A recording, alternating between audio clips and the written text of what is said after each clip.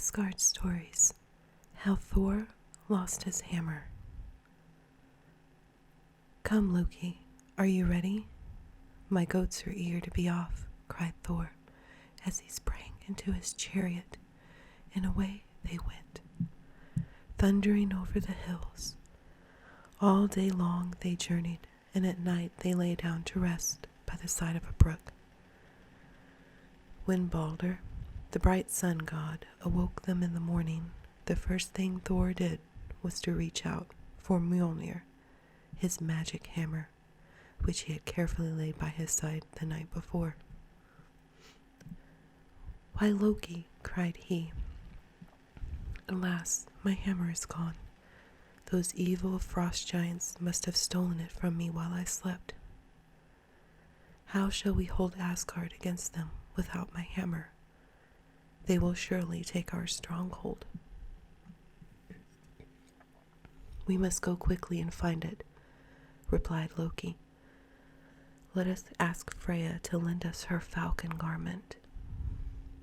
Now the goddess Freya had a wonderful garment made of falcon feathers, and whoever wore it looked just like a bird.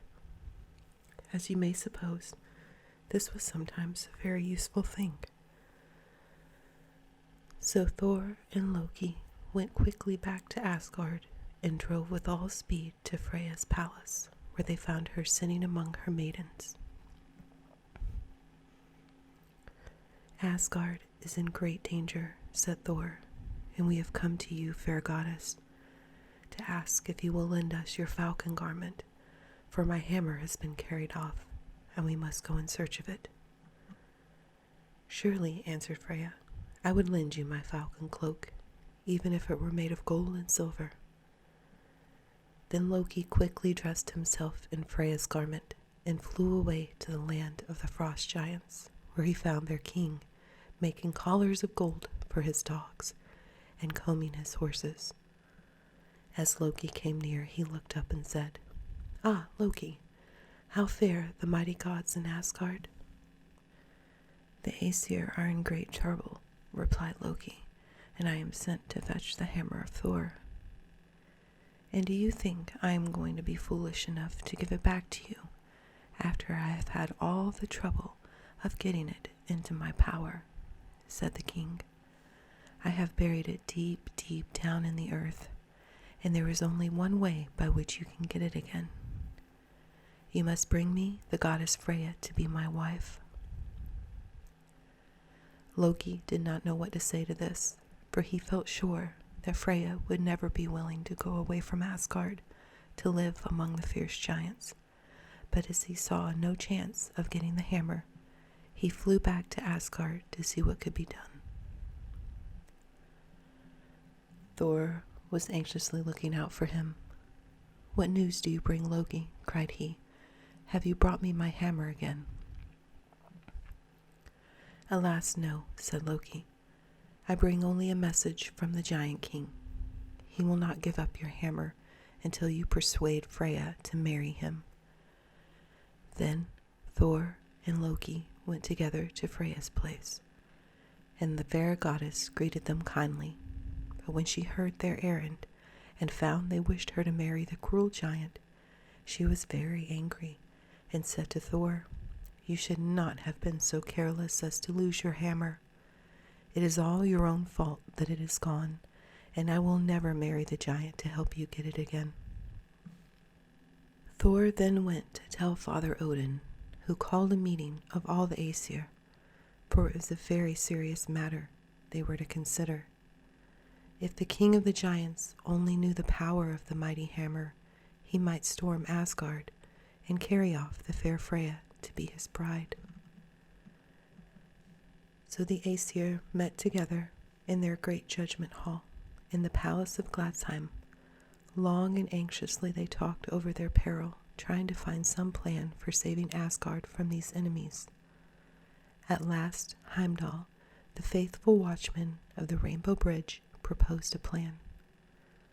"Let us dress Thor," said he, "in Freya's robes, braid his hair, and let him wear Freya's wonderful necklace and a bridal veil."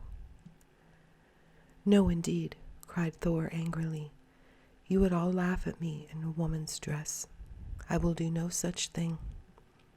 We must find some other way." But when no other way could be found, at last Thor was persuaded to try Heimdall's plan, and the Aesir went to work to dress the mighty thunder god like a bride. He was the tallest of them all, and of course he looked very queer to them in his women's clothes. But he would be small enough beside a giant.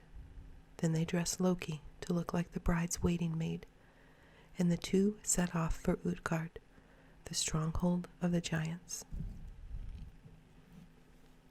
When the giant king saw them coming, he bade his servants make ready the wedding feast, and invited all his giant subjects to come and celebrate his marriage with the lovely goddess Freya.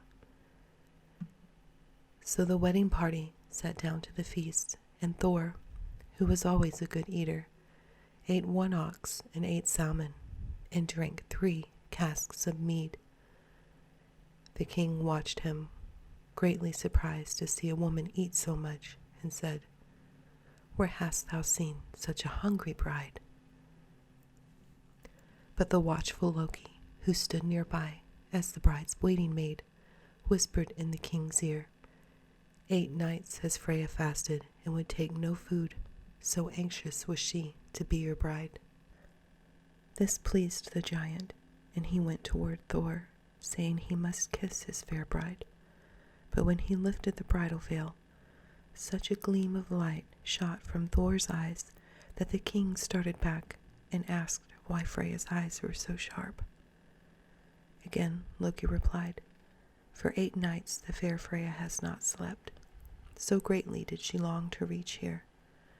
This again pleased the king, and he said, "Now let the hammer be brought and given to the bride, for the hour has come for our marriage."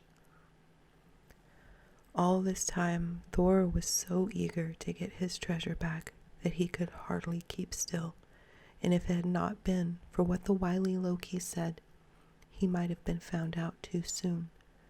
But at last the precious hammer was brought and handed to the bride, as was always the custom at weddings.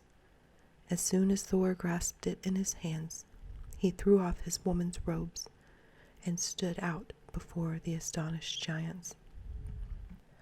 Then did the mighty thunderer sweep down his foes, and many of the cruel frost giants were slain.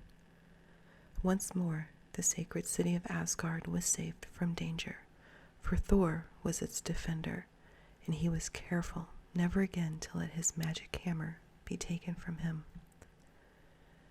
Besides the hammer, Thor had 2 other precious things: his belt of strength, which doubled his power when he tightened it, and his iron glove, which he put on when he was going to throw the hammer.